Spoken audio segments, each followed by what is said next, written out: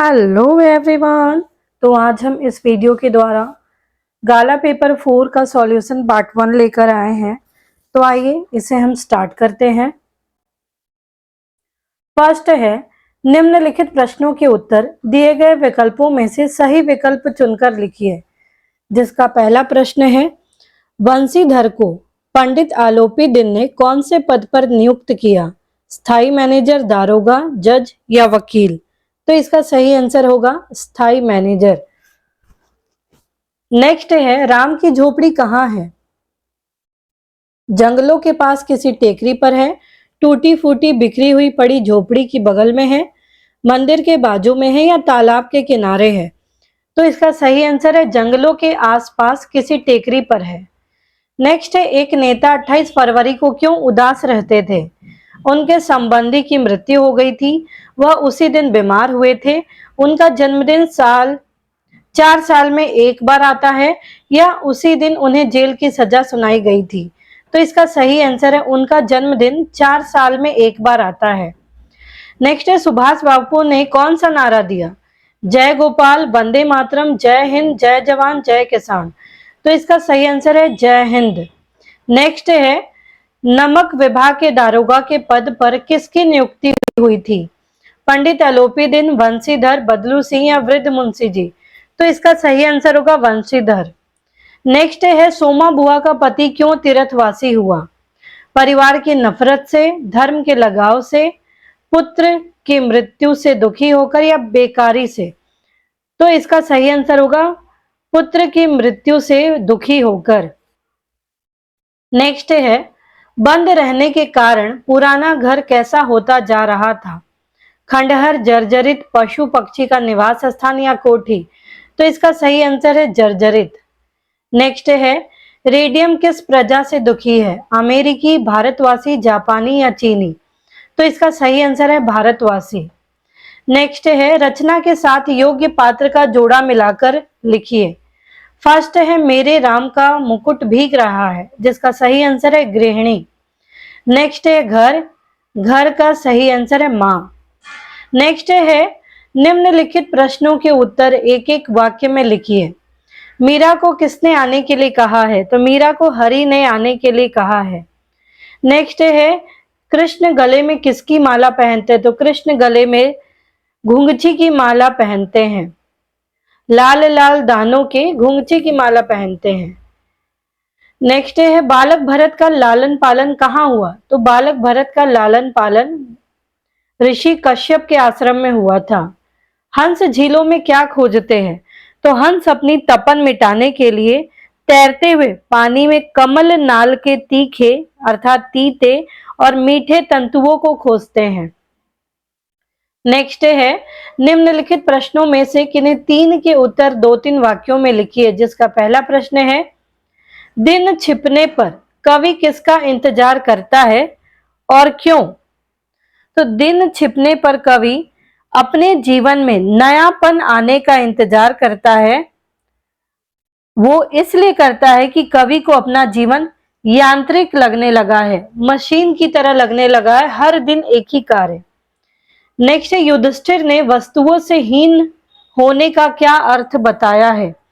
तो युधिष्ठिर ने वस्तुओं से हीन होने का अर्थ यह बताया है कि हमें वस्तुओं के प्रति मनुष्य की आसक्ति को उसके व्यक्तित्व विकास में बाधक माना जाता है।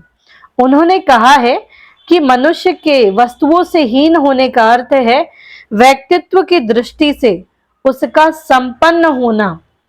वस्तुओं से हीन होने का अर्थ है व्यक्तित्व की दृष्टि से उसका संपन्न होना। तो ये अर्थ युधिष्ठिर ने बताया है। नेक्स्ट प्रश्न है,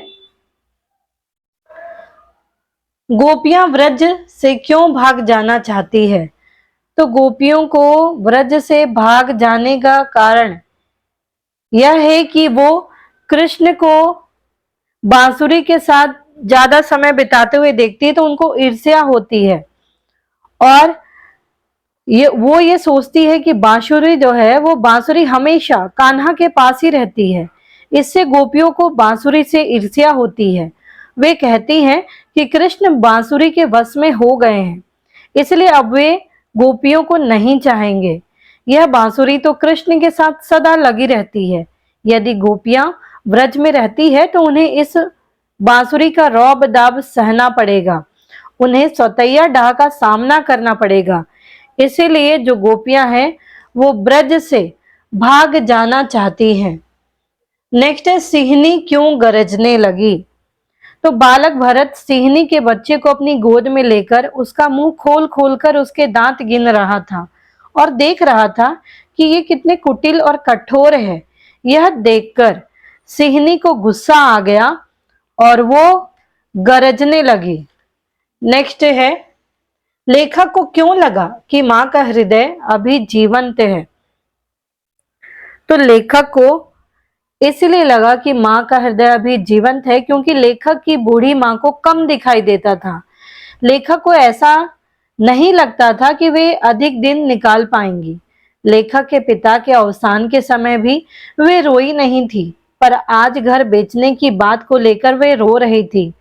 इन सब बातों से लेखक को लगा कि उनकी मां को अभी अधिक दिन जीने की चाह है, अभी उनका हृदय जीवंत है तथा उन्हें जीवन और जगत में अभी भी रुचि है।